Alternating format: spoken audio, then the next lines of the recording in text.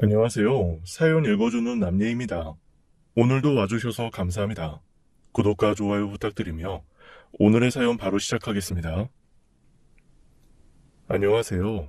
한치 앞도 모르는 게 사람 일이라지만 28에 저는 부모도 형제도 친구도 버리고 가진 건 모두 털어 자유의 몸이 됐습니다.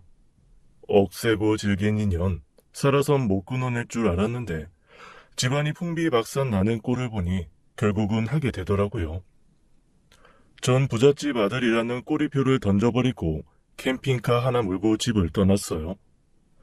제 여행은 목적지도 없고 끝이 언제 날지도 몰랐습니다. 그리고 산속 오지에서 한 여자를 만나게 됐어요. 운명처럼요. 그땐 갑자기 나타난 그 여자가 솔직히 거추장스러웠습니다. 당연히 친절하게 대할 수도 없었어요. 혼자가 좋아 떠난 여행, 그 여자를 외면할 수 없어 여기까지 왔습니다.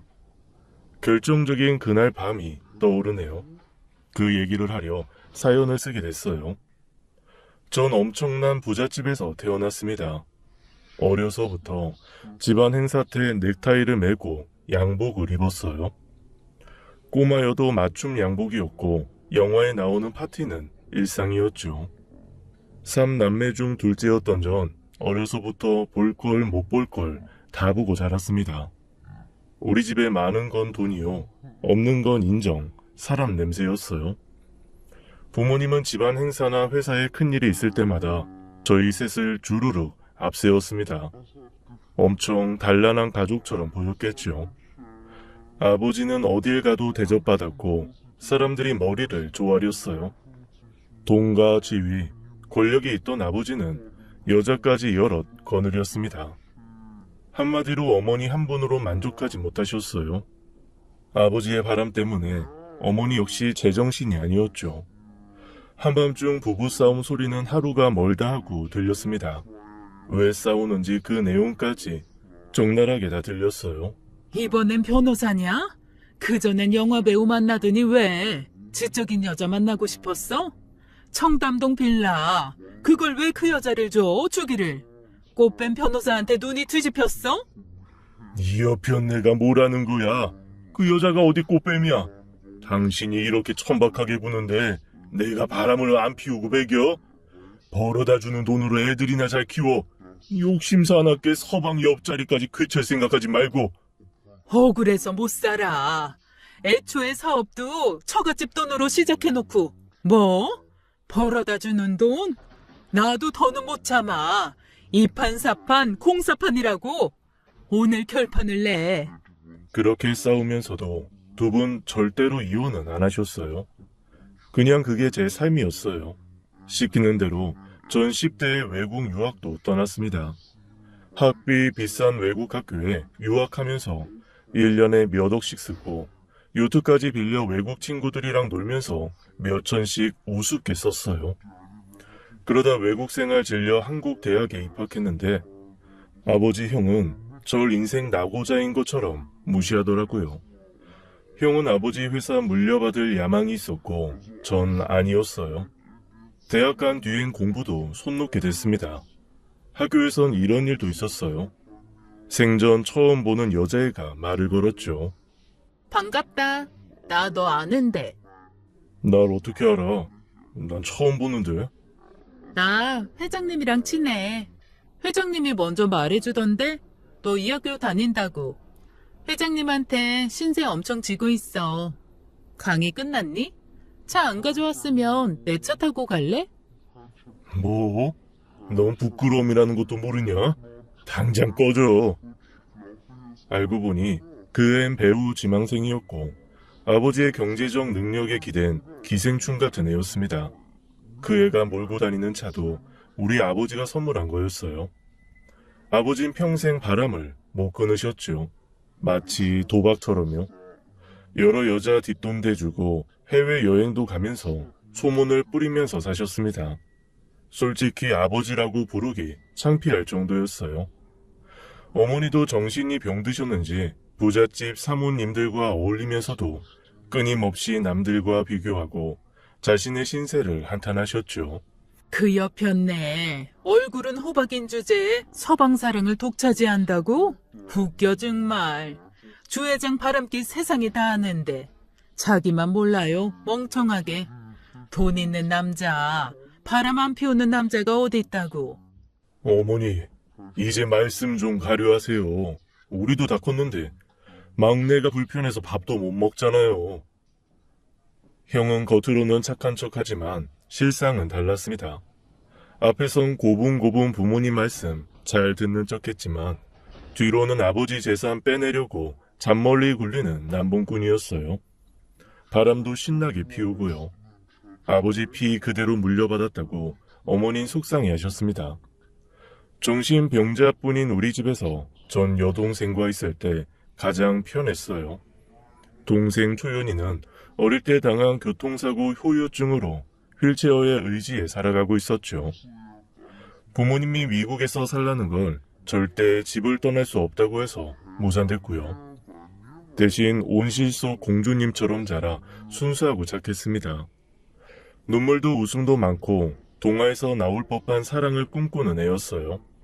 그런 초연이마저 잃었다면 믿어지시나요? 동생은 돈 때문에 불행한 결혼을 하고 원통하게 생을 마감했습니다. 여동생은 제 후배랑 결혼했어요. 건실한 기업의 막내였고 저는 매제를 착한 사람이라고 생각했죠. 이 바닥에서 보기 드물게 순수하다고요. 하지만 그게 다 연극이었어요.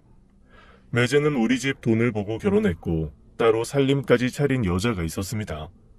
그걸 감쪽같이 속일 만큼 매제는 속이 시커먼 인물이었고 눈치채지 못했죠. 소문도 나지 않을 만큼 단속을 했더라고요. 초연이 몸 불편한 거 전혀 개의치 않는다고 하면서 1년 동안 얼마나 정성을 들였는지 몰라요. 하지만 결혼 6개월 뒤 초연이가 절 붙잡고 펑펑 울었습니다. 신혼집은 참기름 냄새는커녕 썰렁하기 짝이 없었어요. 동생 혼자 6개월을 독수 공방하고 있었던 거였죠. 매제는 인간 쓰레기였습니다. 초연이를 좋아하는 척하며 결혼해서 후계자 구도 굳힌 뒤에 본색을 드러낸 거였죠. 다른 여자랑 살림을 차리고 거기서 살다시피 한다는 거였어요. 심지어 아들, 딸까지 뒀고요. 동생은 그 사실을 최근에 알게 됐는데 매제는 적반하장으로 나왔대요. 더 억울한 건 인자한 척 연기했던 시부모의 이중성이었어요. 남자가 씨 뿌린 걸 어떻게 되돌리냐고 첩이 낳은 자식이라 할지라도 씨는 아들 씨앗이니 너는 자식 욕심 내지 말라고 하더랍니다. 오빠, 그 사람, 그 여자 사랑한대. 나보고 알아도 모른 척하고 입 다물고 살래. 나한테 그러더라. 자기한테 뭘 더 해줄 수 있냐고. 주제 파악하고 괜히 질투 같은 거 하지 말고 가만히 있으라는데 경태씨 이런 사람인 줄 알았으면 나 결혼 안 했어. 여기가 내 가슴이 너무 아파. 내가 이 자식 요절을 낼 거야. 가만 안 둘 거라고. 안 돼, 오빠. 이 일로 집안 시끄럽게 하면 이혼한다고 그랬어. 나 아직 결정 못 내렸어.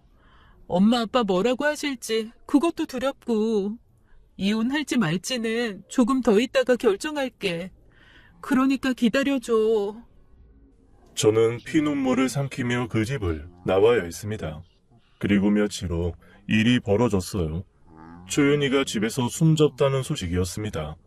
여동생은 엘리베이터가 있는 주택에서 살았는데 2층 베란다에서 휠체어와 함께 떨어졌다는 거였어요. 이것도 추정이었습니다. 목격자도 CCTV에 잡힌 장면도 없었어요. 동생이 발견된 건 다음 날 아침이었죠. 어마어마한 분노와 죄책감이 몰려들었죠. 좀 더 힘을 줄 걸. 한 번이라도 더 만나 얘기할 걸. 하지만 뒤늦은 후회였어요. 장례식장의 매제와 그 가족들은 코빼기도 안 비쳤습니다. 여동생이 죽은 뒤 한때 매제라고 불렀던 그 인간은 첩으로 두던 여자와 정식 결혼을 했다고 들었어요. 꼭 동생이 죽길 기다렸던 것처럼 일이 착착 진행됐죠. 그 집에선 조용히 물건을 싹 다 우리 집에 보냈고 전 황망함에 넋을 잃었어요. 술로 힘든 날을 버티는데 집이 꼭 감옥처럼 느껴졌습니다. 더 이상은 버틸 수가 없었죠. 그 길로 집을 나왔습니다. 갖고 있는 돈 다 챙기고 팔 수 있는 건 다 팔았어요. 대부분 명품이라 중고로도 꽤 큰 돈이었고 전 그걸로 캠핑카를 구했습니다. 한 군데 붙박이로 사는 건 질려버렸고 네 발 달린 집 끌고 다니며 나는 듯 살아볼 계획이었어요. 두려울 것도 겁날 것도 없었습니다. 가족들과 살다간 나까지 돌아버릴 것 같았으니까요. 휴양지 많았지만 전 그런 곳을 일부러 피해 다녔고 사람 없는 오지에서만 차를 세웠습니다. 사람한테 완전히 질려 라디오조차 듣지 않다가 생활비를 벌기 위해 작은 일을 시작했어요. 마케팅 공부를 했던 경험을 살려 블로그로 업체나 물건 홍보해주는 일을 하며 생활비를 벌었습니다. 전과 같은 생활이었다면 택도 없는 수입이었지만 캠핑카에서 살며 저 혼자 먹고 살기엔 괜찮은 돈이었어요. 최소한의 일을 해서 기름값 벌고 식재료 사서 먹고 살았죠. 인적 드문 곳에 앉아 물소리, 새소리, 바람소리 듣고 있으면 하루가 금방 갔어요. 혼자 사니 거칠 게 없었고 자연의 품이 넉넉했습니다. 초연히 부르며 목 놓아 울어도 보고 냉기가 뼛속까지 스며드는 개울물에 몸을 담그기도 하면서 과거를 싹 다 잊으려 했습니다. 사계절을 오롯이 느끼며 전국 각지를 돌면서 1년이 넘어가고 있었고 그 일이 벌어졌어요. 불빛 하나 없는 오지에서 한 번도 무섭단 생각을 안 했는데 이번엔 정말 오줌을 쌀 뻔했습니다.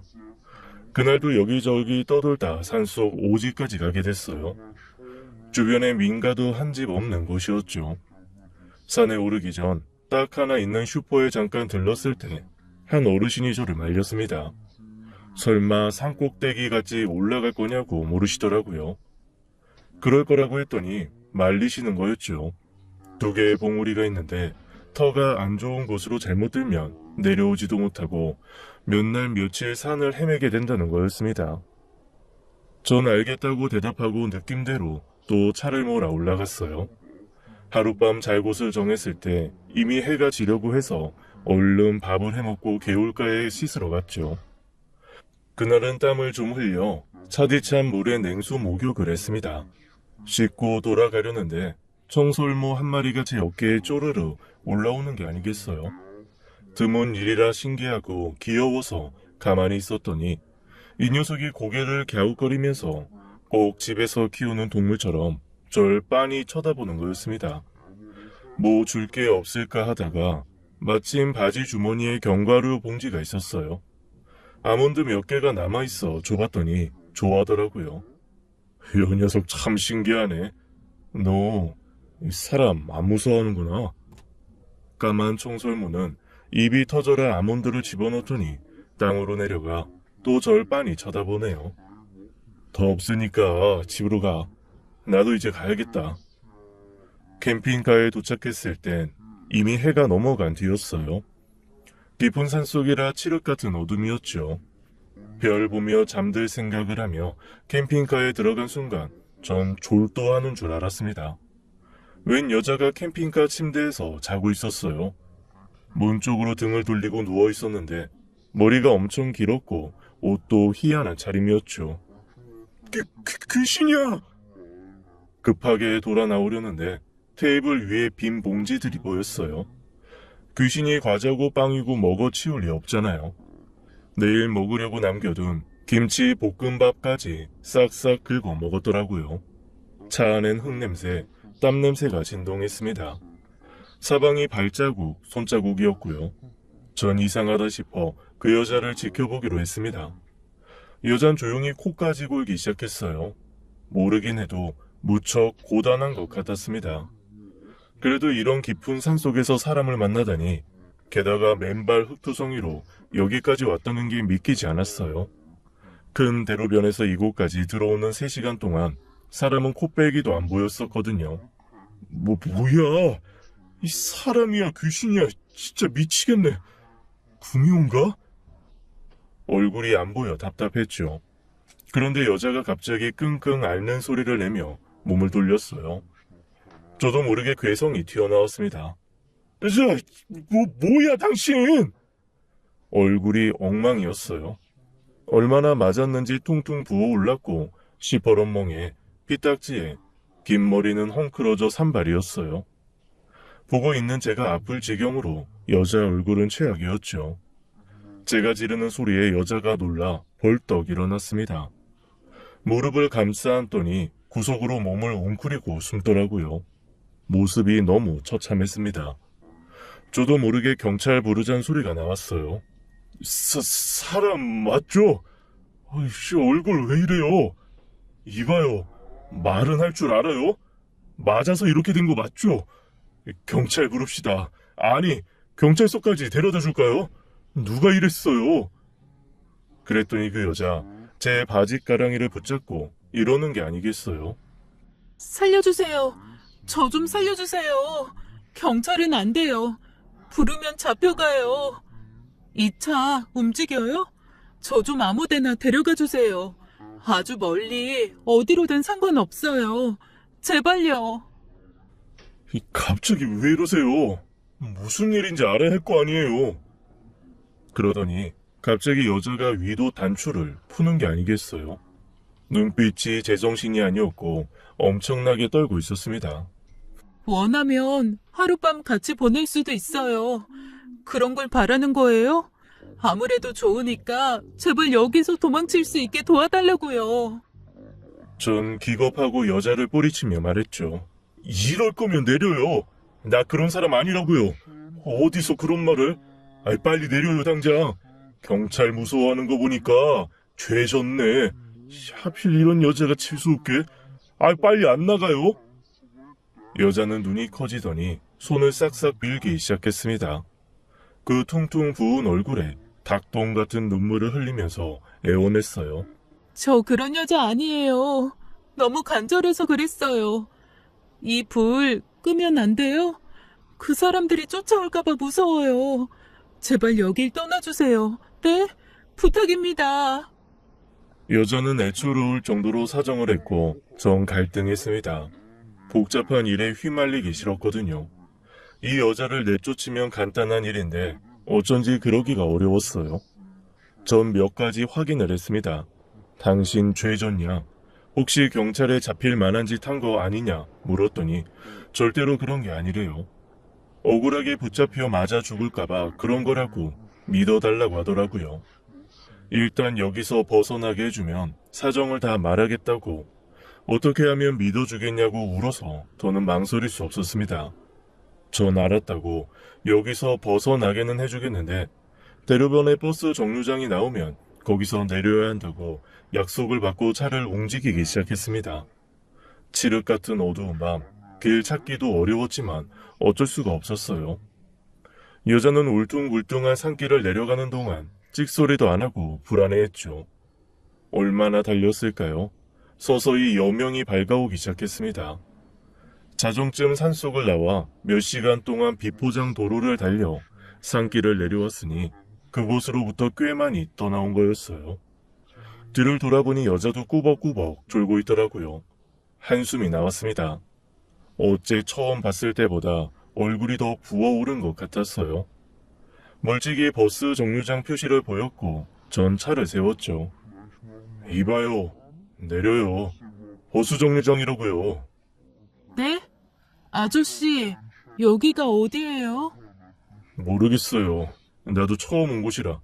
버스 정류장 앞에 동네 이름 있을 건데 그거 보고 갈 길 가요. 차비는 있어요? 아니요. 아무것도 없어요. 여자는 입술을 깨물며 울고 있었어요. 왜 우냐고 물었더니 어딜 가야 할지 모르겠다고 하더라고요. 몇 살이냐?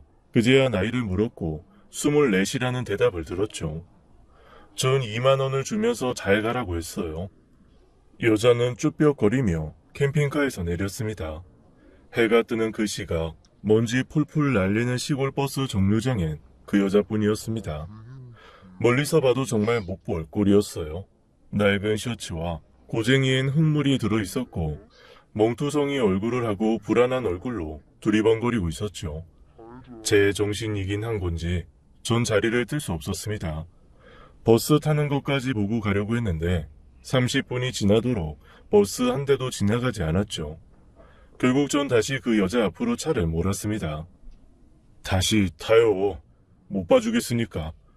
아이, 사람 꼴을 하고 있어야 말이지. 그래도 돼요? 안 내키면 그냥 가고요. 여자는 눈물을 닦더니 냉큼 차에 오르더라고요. 전 두 말 없이 가까운 휴게소로 향했습니다. 주차장에 차를 세워놓고 그 여자한테 제 옷을 던져줬어요. 갈아입으라고 하고 나와서 우유와 호두 과자를 샀죠. 그러고 있는데 문득 죽은 동생이 떠올랐습니다. 저보다 4살 어린 그 여자, 꼭 초연이 같았어요. 그래서 내버려 두지 못했던 것 같아요. 여자는 허겁지겁 호두 과자 한 봉지를 다 먹어치웠습니다. 개걸스럽게 먹어 캐컥거리고 우유도 한꺼번에 다 마시려고 하고 난리였어요. 천천히 좀 먹으라고 안 빼서 먹는다고 해도 소용없었죠. 추측하기로나마 거기서 제대로 먹지도 못했던 것 같더라고요. 오랫동안 굶은 것 같았습니다. 퉁퉁 부어 작아진 눈이 얼마나 울었는지 벌겋게 충혈돼 있었고 한쪽 눈은 실핏줄이 터져 있었죠. 속으로 욕이 나왔어요.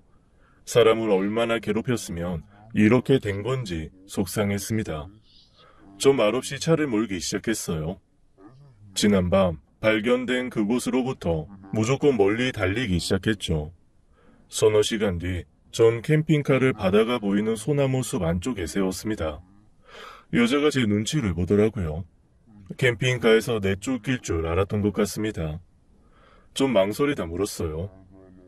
어떻게 해야 할지 모르겠어서 다시 묻는데 경찰에 신고해줘요? 경찰서로 갈까요? 아니, 안 돼요. 절대로 안 돼요. 경찰은 안 돼요. 살려주세요, 아저씨.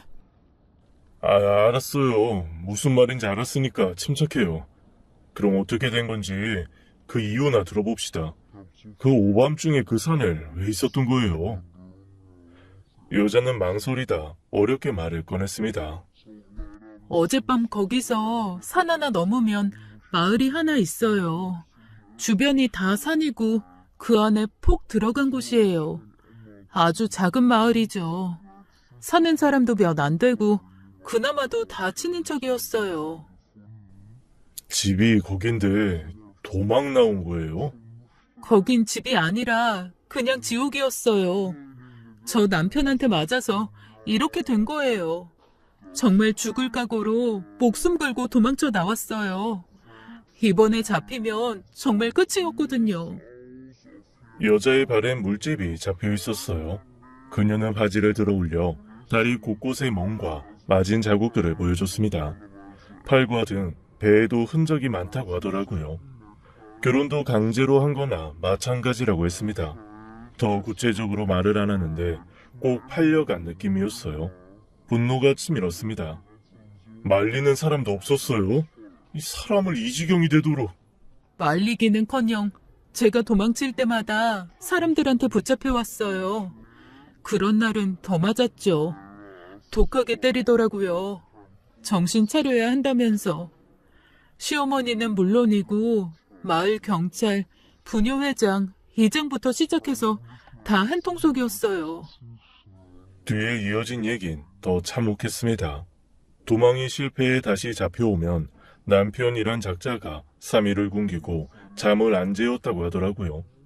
고문 받을 때 가장 괴로운 게 잠을 안 재우는 거라던데 어떻게 자기 아내한테 그런 짓을 저지를 수 있는지 짐승만도 못한 인간이었죠. 창살 없는 감옥인 줄도 모르고 그 마을에 들어간 처음엔 모든 사람들이 잘해줘서 안심했대요.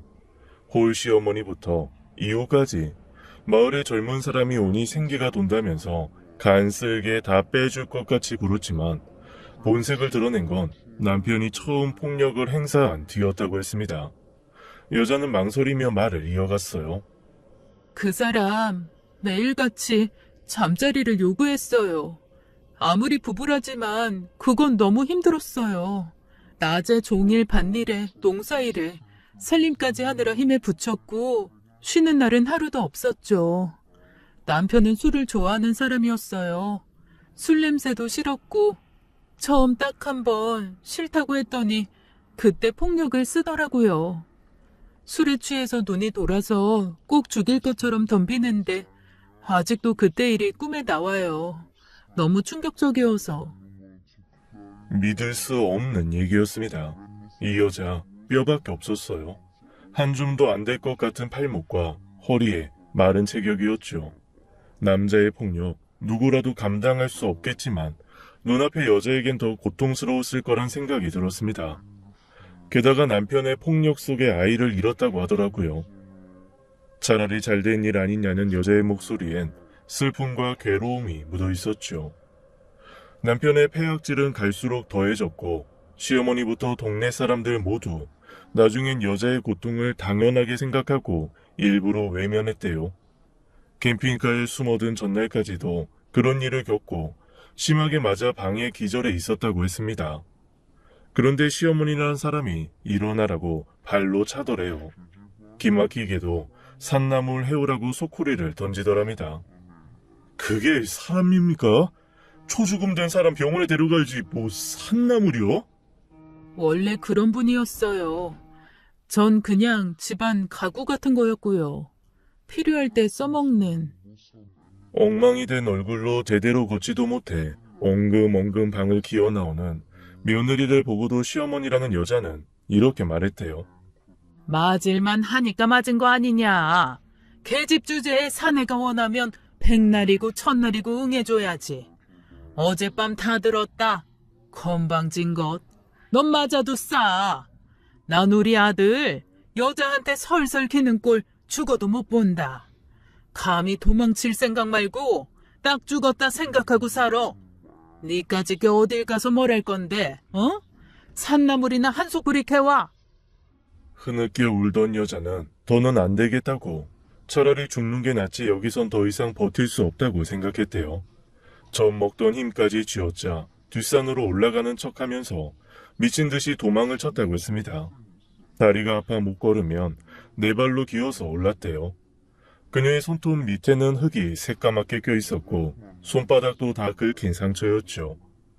잡히면 죽는다는 생각에 길을 쓰고 산을 넘었고 그 밤에 깊은 산골에서 제 캠핑카를 발견한 거였습니다.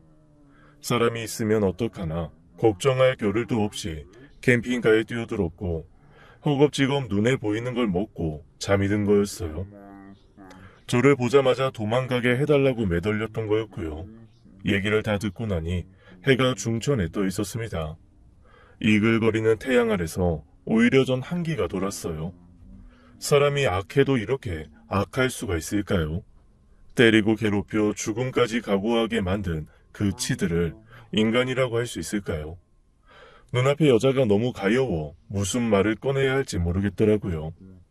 경찰에 신고해봤자 소용없다고 오히려 거기 끌려가기만 할 거라면서 차라리 다른 사람으로 살면서 멀리 도망가 사는 게 낫다는 여자의 말이 이해가 될 정도였습니다. 제가 물었어요. 어디쯤 내려주면 되겠냐고요. 그랬더니 여자는 답이 없었습니다. 거기서 자그마치 3년을 살았다고 하더라고요. 고등학교 졸업 후 대학 합격증까지 받아놨는데 학교는 가보지도 못했대요.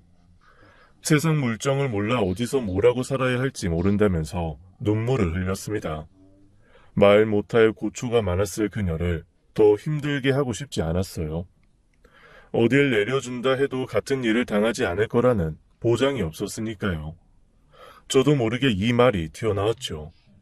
그럼 당분간 캠핑카에서 지내도 괜찮겠어요? 내가 봤을 때 지금 그쪽 혼자서 못 살아요. 아이, 나 나쁜 놈 아니에요. 내 여동생 같아서 그러는 거니까 오해는 말고 당분간 여기 있어요. 약국 갔다 올게요. 먹고 싶은 거 없어요? 여자는 놀란 눈으로 보더라고요. 갑자기 목이 콱 메어왔습니다. 떡볶이 같은 거 안 좋아해요? 사다 줘요? 매운 거 잘 못 먹어요. 정말 저 여기 있어도 돼요? 고맙습니다, 아저씨. 한숨 자고 있어요. 전 지갑을 챙기면서 사진 하나를 여자에게 건넸습니다. 이젠 세상에 없는 동생이라고 초윤이를 소개했어요. 당신 거둬주는 거 다른 마음 없으니 마음 놓으라고 했죠. 내가 캠핑카에서 살게 된 것도 따지고 보면 이 녀석 때문이라고 하면서 동생 같은 마음으로 그러는 거니 오해 말라고, 괜한 걱정 말고 몸을 추스르는 게 좋겠다고 했어요. 약국에서 멍을 바르는 약을 사고 시장이 어딘지 물어봤어요. 캠핑카로 돌아가 여자에게 모자와 선글라스, 마스크를 챙겨줬습니다. 필요한 게 있을 거 아니냐고 같이 시장에 가자고 했죠. 여자는 겁부터 먹더라고요. 전 얼굴 다 가렸으니 알아보는 사람 없을 거고 시장에선 저한테 팔짱을 끼라고 했어요. 자연스럽게 부부나 연인처럼 행세하자는 거였죠. 누가 봐도 시비 못 걸게 하려는 제 작전이었어요. 시장 앞에선 3만 원을 주면서 필요한 걸 사라고 했어요. 제가 입구를 지키고 여자가 안에 들어가 필요한 걸 샀죠. 첫 가게에서 계산할 때 손을 벌벌 떨길래 제가 나섰어요. 돈을 주고 뭘 사본 적도 너무 오래된 탓인 것 같았습니다. 그날 저녁 여자는 저한테 고맙다고 하더라고요. 시장 구경 정말 오랜만에 해봤다고, 필요한 걸 사게 해줘서 고맙다고 하면서요. 서로 이름조차 물어보지 않고 우린 동거 아닌 동거를 하게 됐습니다. 물론 잠은 따로 잤죠. 여자를 캠핑카 안에서 자게 하고 전 밖에 텐트를 치고 잤어요. 그리 춥지 않은 계절이라 가능했습니다. 다음날 여자는 저한테 가위를 빌려줄 수 없겠냐고 하더라고요. 흠칫해서 물었습니다. 가위로 뭐 할 거냐고. 나쁜 짓 할 거면 못 준다고 했더니 아니래요. 머리를 짧게 자르고 싶다고 하더라고요. 얼마 뒤 코트 머리에 제 커다란 옷을 입은 여자가 모습을 드러냈죠. 고마워요, 아저씨. 말끝마다 아저씨 아저씨. 나 그쪽보다 3살밖에 안 많아요. 수염 길러서 나이 들어 보이나? 아이, 밥 먹읍시다. 어서 와요. 그래봤자 거창할 것도 없었습니다. 즉석밥 데우고 인스턴트 미역국을 데워 바닷가를 보고 나란히 앉았어요. 그 여자도 밥을 곧잘 먹더라고요. 캠핑카의 생활이 익숙해지자 여자는 저보다 일찍 일어나 아침을 준비하기 시작했죠. 작은 냄비에 밥도 해놓고 멀고온 국도 끓여놓고요. 이런 거 안 해도 된다고 했더니 뭐라도 보답을 하고 싶다고 하는데 예의를 아는 여자 같았어요. 문득 처음 만난 밤이 떠올랐습니다. 오죽 급했으면 단추를 풀 생각까지 했을까요? 시간이 흐르며 우린 이런저런 얘기를 나누게 됐죠. 여동생 예쁘게 생겼던데 많이 보고 싶겠어요. 캠핑 생활 시작하고 아쉬운 거 아무것도 없는데 딱 하나. 동생 납골당에 자주 못 가보는 거, 그게 아쉬워요. 몇 살 차이예요? 2살요. 너무 착하고 예쁘게 생겼어요.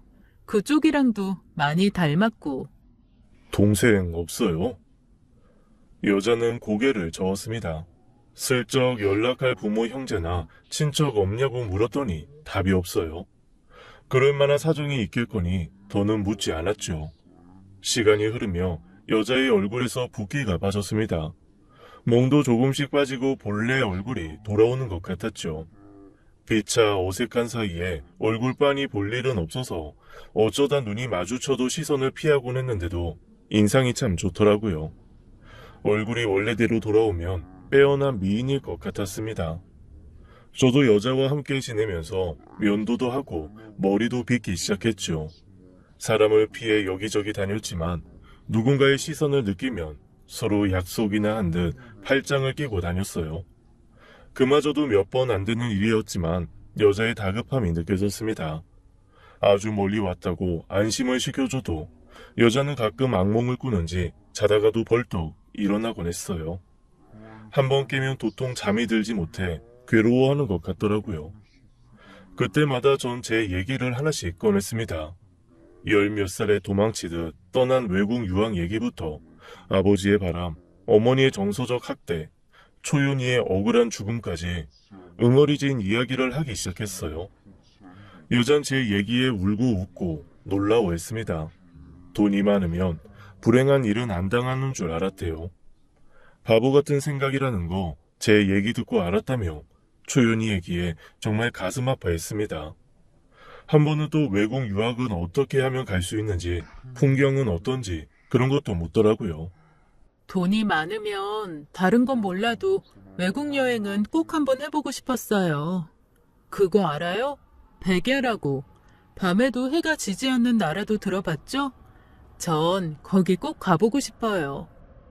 왜요? 어려서 밤을 참 무서워했거든요. 돌아가신 엄마가 얘기를 참 많이 해줬는데 그때 알았어요. 꼭 마법 같지 않아요? 얘기를 나눠보니 그녀도 고운 심성을 가진 여자였습니다. 가차 없는 운명에 이리저리 끌려다녔어도 본래 심성까진 다치지 않았더라고요. 그게 또 신기하고 애처로웠죠. 한 번은 갯벌 근처에서 머문 적이 있었어요. 제가 바지락을 캐서 칼국수를 끓여줬는데 너무 맛있게 먹더라고요. 그렇게 맛있냐고 물었더니 칼국수 정말 좋아한대요. 어디서 바지락 캤냐고 묻길래 저기 어디라고 알려줬죠. 다음날 잠깐 시내에 다녀왔더니 여자가 안 보였습니다. 순간 불길한 생각이 들었어요. 저기요, 어디 있어요? 보름이 넘도록 같이 지내면서 통성명조차 안 한 그녀를 찾기 위해 전 사방팔방 돌아다녔습니다. 불길한 예감이 뇌리를 스쳤고 미친 사람처럼 주변을 뛰어다녔죠.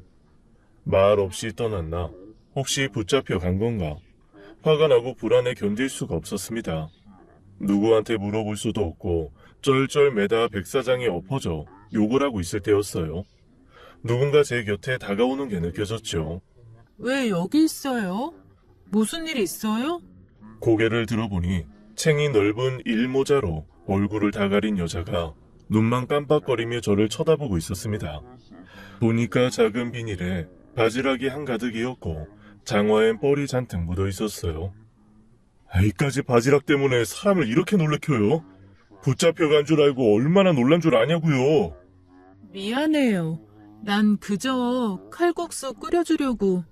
어제 내가 다 먹어서 미안해서요. 칼국수 안 먹어요. 됐어요? 왜 사람을 걱정시켜요? 전 화가 나 혼자 캠핑카로 돌아왔습니다. 돌아온 그 여잔 조용히 앉아있더니 장화와 모자를 벗고 제 앞에 섰습니다. 그러더니 메모지를 내밀며 계좌번호를 적어달래요. 신세 많이 졌다고 이제 가보겠다고 하더라고요. 전 콧방귀를 꼈습니다. 무슨 자존심인지 가지 말라는 말은 또 안 나왔죠. 가고 싶으면 그냥 가요. 당신한테 쓴 푼돈 얼마인지 기억도 안 나니까. 대신 자리 비워줄 테니까 나 없을 때 떠나요. 떠나는 뒷모습 보기 싫다 이겁니다. 알겠어요? 전 열받아서 시내로 가버렸어요. 정처 없이 돌아다니면서 시간이 흐르기만 해 기다렸습니다.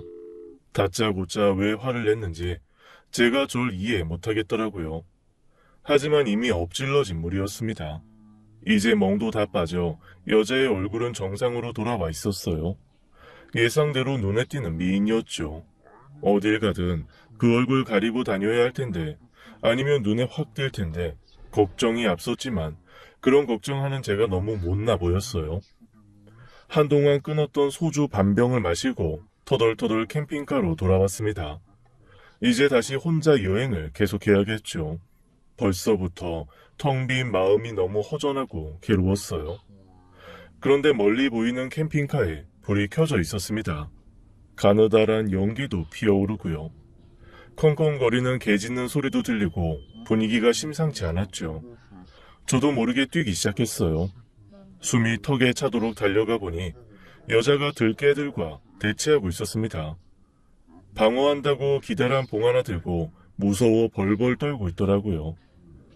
가라고! 얼른 차 안에 들어가 있어요, 빨리요!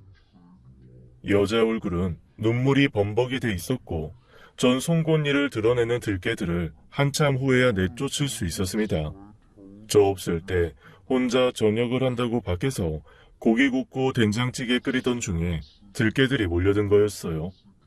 전 또 괜히 퉁명스럽게 물었습니다. 왜 안 가고 이러고 있어요? 큰일 날 뻔했잖아요.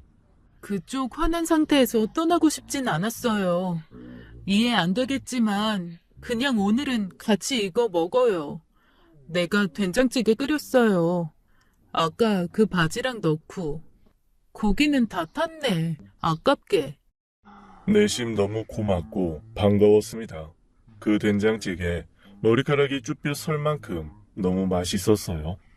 어쩐 일인지 여자도 캠핑카를 떠나기 싫은 눈치였죠. 전 사과의 의미로 믹스커피에 진하게 타서 주면서 사과를 했습니다. 미안하다고, 그냥 당신이 안 보이면 예민해지는 것 같다고 솔직히 말했어요. 여자가 묻더라고요. 잘해주는 이유가 뭐냐고요. 딱히 대답할 말이 떠오르지 않았어요.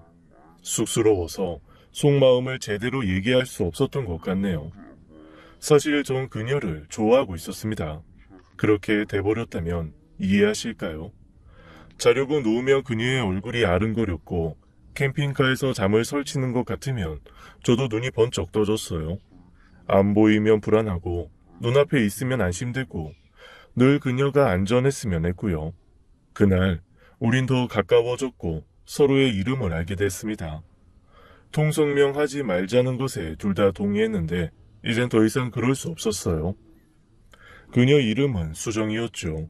그리고 이른 나이에 결혼까지 한 뒷얘기를 알게 됐습니다. 수정이가 고등학교 2학년 되던 해 엄마가 돌아가시자마자 불행이 시작됐다고 들었습니다. 아버진 동네 아줌마와 바람이 났고 있는 재산 다 팔아먹게 됐고요.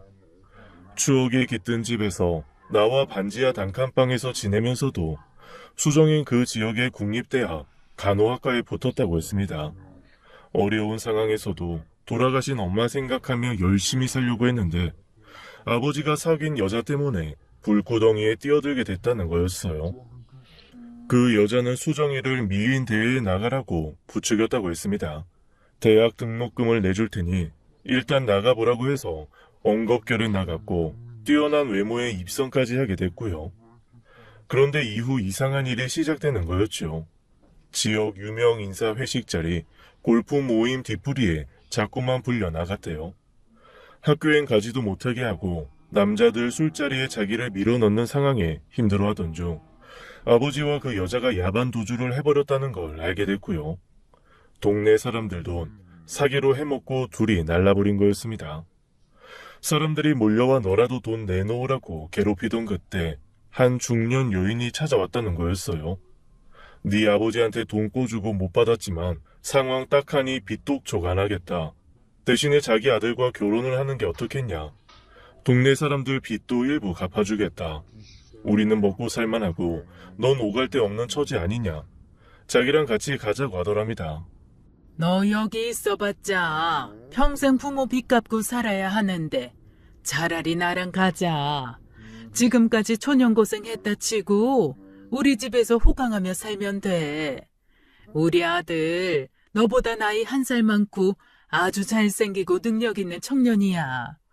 네 아버지가 떼먹은 돈 없는 걸로 할 테니까 나랑 가자. 가서 내 아들 별로면 다시 돌아와도 돼. 손해볼 것 없잖아. 안 그래? 그 여자는 수정이를 바다에 데려가 회를 사주더니 바다에 서보라고 사진을 찍어주겠다고 하더래요. 그러더니 뜬금없이 배를 타보자고 해서 어부의 배를 빌려 먼 바다로 나갔다고 했습니다. 거기서 누가 떠미는 느낌의 수정인 물에 빠져 의식을 잃었고 눈을 떴을 땐 예비 시어머니가 우는 모습이 보였대요. 하마터면 죽을 뻔했다면서 수정이를 안고 울부짖으며 이제부터 자기를 엄마라고 부르며 살라고, 불쌍한 것 얼마나 고생하면 배에서 발을 헛디딜 수 있냐고 안쓰러워하더라는 거였습니다. 그렇게 수정인 한치의 의심도 없이 악마의 소굴에 들어가게 됐고 학대당하며 살게 된 거였어요. 남편이란 사람은 15살 위였고 주사의 폭력에 분리수거도 안 되는 부류였고요. 아버지가 떼먹은 돈 고스란히 갚으라며 고된 노동이 매일같이 이어져 수정인 죽을 만큼 힘들었다고 했습니다. 도망갈 때마다 잡혀 죽기 직전까지 맞는 게 너무 괴로웠대요. 이야기가 끝나고 수정인 울고 있었어요. 전 조용히 그녀의 손을 잡아줬습니다. 제 큰 손에 하얀 수정이의 손이 다 들어오더라고요. 어린 나이에 너무나 큰 불행을 겪은 수정이가 너무 가여웠습니다. 저도 모르게 그녀를 따뜻하게 안아주게 됐죠. 수정인 제 품에서 한참 흐느꼈어요. 우린 누가 먼저랄 것도 없이 입을 맞추게 됐습니다. 전혀 예상하지 못한 일이었어요. 그녀가 묻더라고요. 캄캄한 밤이 무섭지 않은 이유를 아냐며 돌아가신 엄마가 해줬다는 얘기를 들려줬네요. 먹구름 뒤에 영롱한 달이 있을 거라고 믿으면 두려울 이유가 없대요. 지나가는 바람에 먹구름은 곧 사라질 거고 칠흑 같은 어둠도 거칠 거라는 거였죠. 도망쳐 깊은 산속을 헤매다 작은 불빛이 보이는 제 캠핑카를 발견했을 때 살았다 싶었고 그 느낌 잊지 못한대요. 작지만 안전한 공간이라는 생각에 허겁지겁 먹을 걸 입에 넣자마자 잠이 쏟아지더랍니다. 전 제 마음을 고백하게 됐어요. 수정이가 더는 다치는 거 싫다고, 아프고 힘들어하는 모습도 보고 싶지 않다고, 사실 좋아하게 됐다고 말했습니다. 적지 않은 나이에도 그런 고백은 쉽지 않았어요. 떨리고 쑥스러운데 수정이가 제 품에 꼭 안기더라고요. 덜덜 떨면서도 했던 말이 아직도 기억에 남습니다. 헤어지기 싫어서 지금까지 있었던 거 눈치 못 챘어요? 그날 밤 우린 함께 밤을 보내게 됐어요. 늘 혼자라고 생각했고 앞으로도 외롭게 살 거라고 여겼는데 그날 밤은 너무나 따뜻했습니다. 캠핑카가 하나도 좁지 않았어요. 아늑해 좋았고 세상 그 누구도 부럽지 않았습니다. 수정인 처음엔 제가 무서웠지만 함께 지내며 좋은 사람이란 확신이 들었대요. 자기를 아끼고 소중히 여겨주는 모습에 두려움이 봄눈 눕듯 사라지고 그 자리에 애정이 차오르기 시작했다고 했습니다. 다음날 우린 쑥스러워 한나절은 시선을 피한 것 같아요.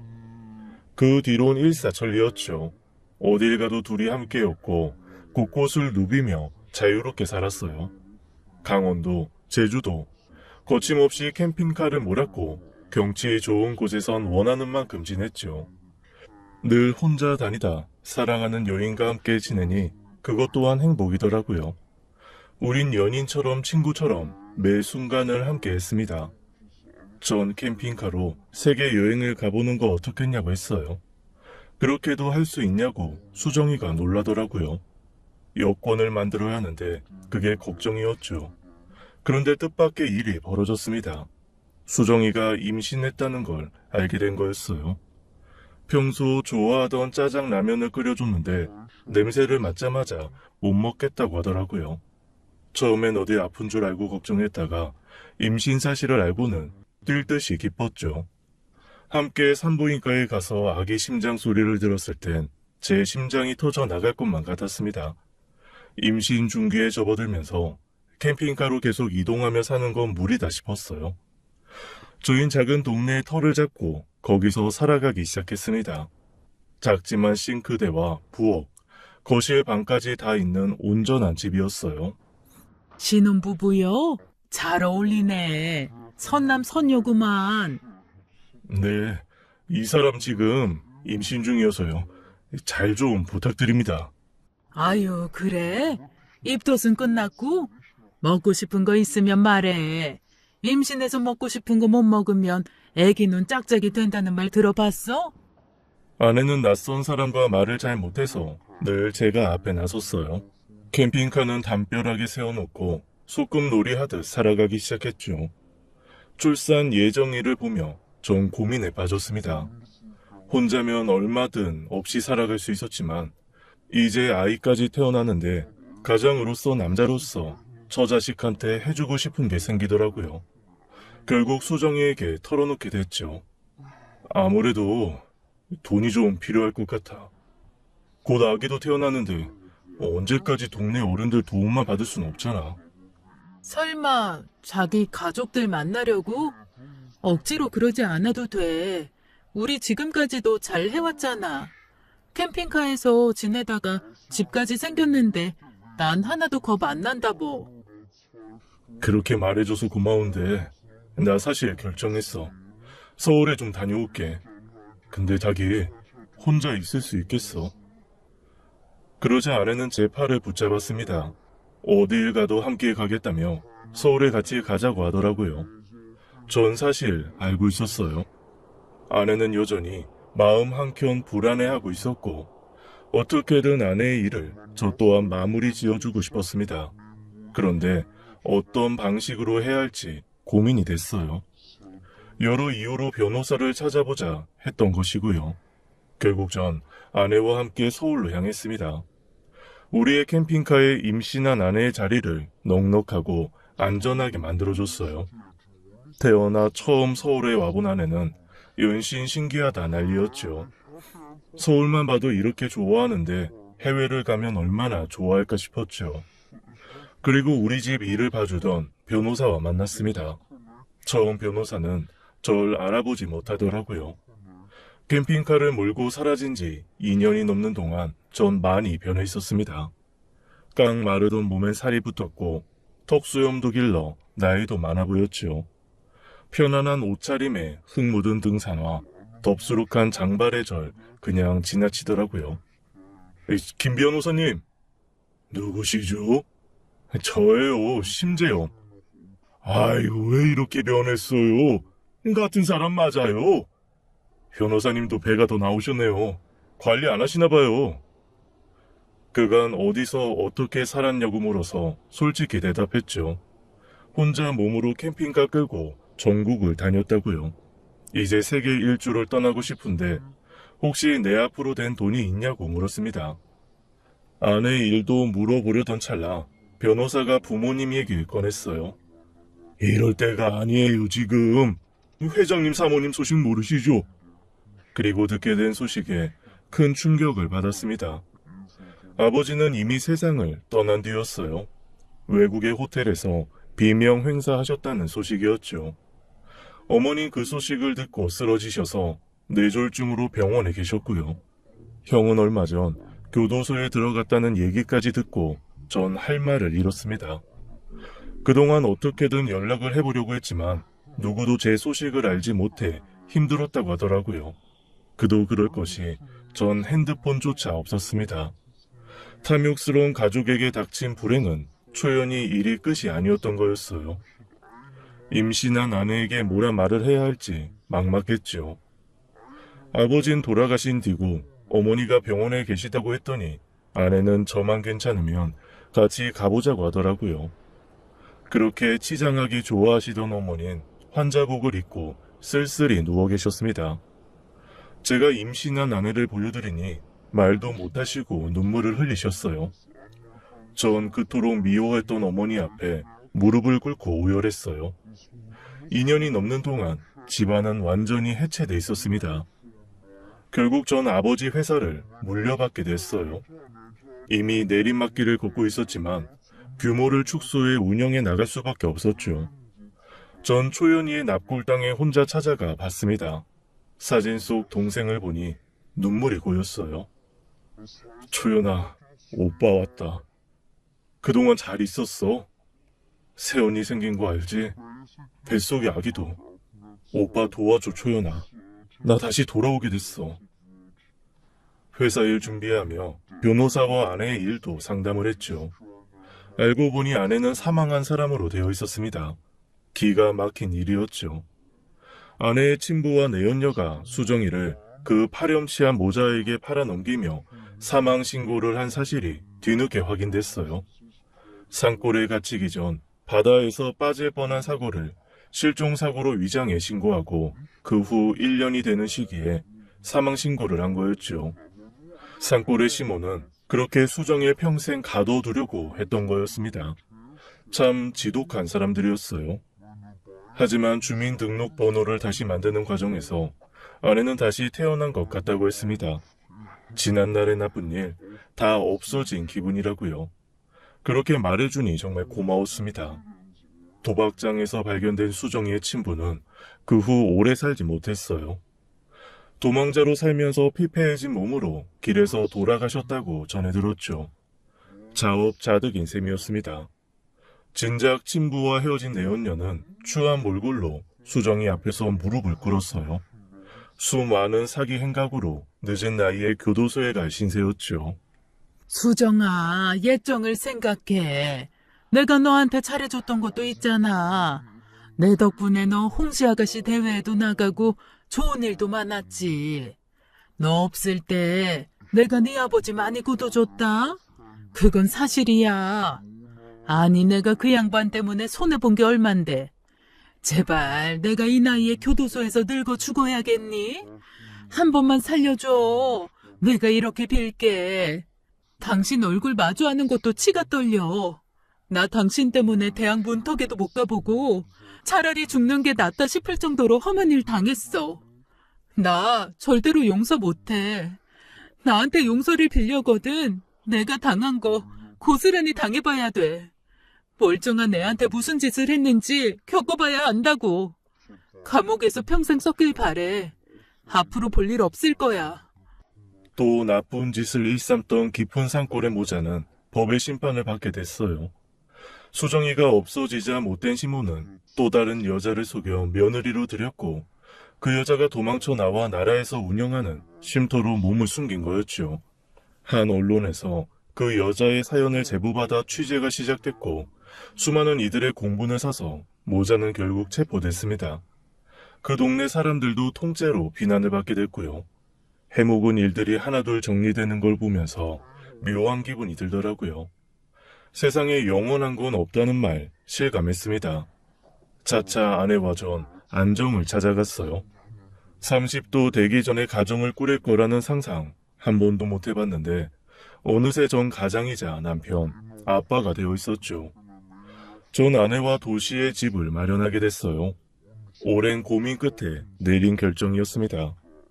아픈 유년 시절의 기억이 있는 집을 허물고 그 자리에 새 집을 올렸어요. 통유리로 햇살이 쉼없이 들어오는 집이 완성됐죠. 누구보다 아내가 기뻐하는 모습을 보니 잘한 결정이다 싶더라고요.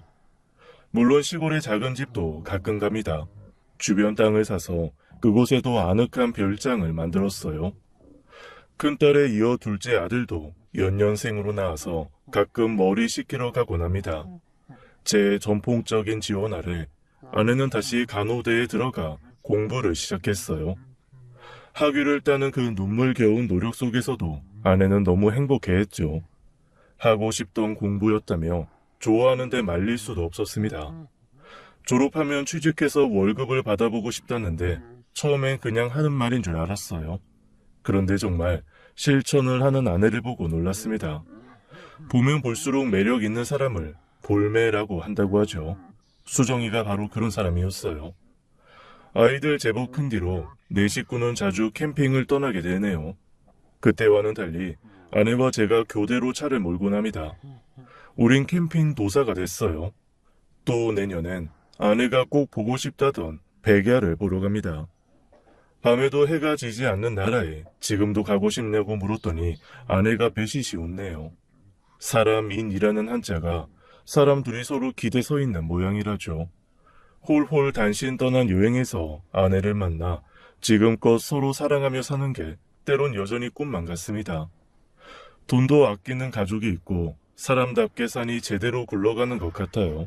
참, 여전히 풀리지 않는 의문이 있습니다.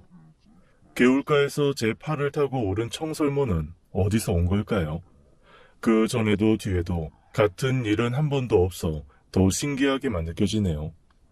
제 사연은 여기까지입니다. 긴 이야기 들어주셔서 감사합니다. 지금까지 사연 읽어주는 남녀였습니다. 끝까지 함께 해주신 여러분 감사드리며 저희는 다음 사연으로 돌아올게요.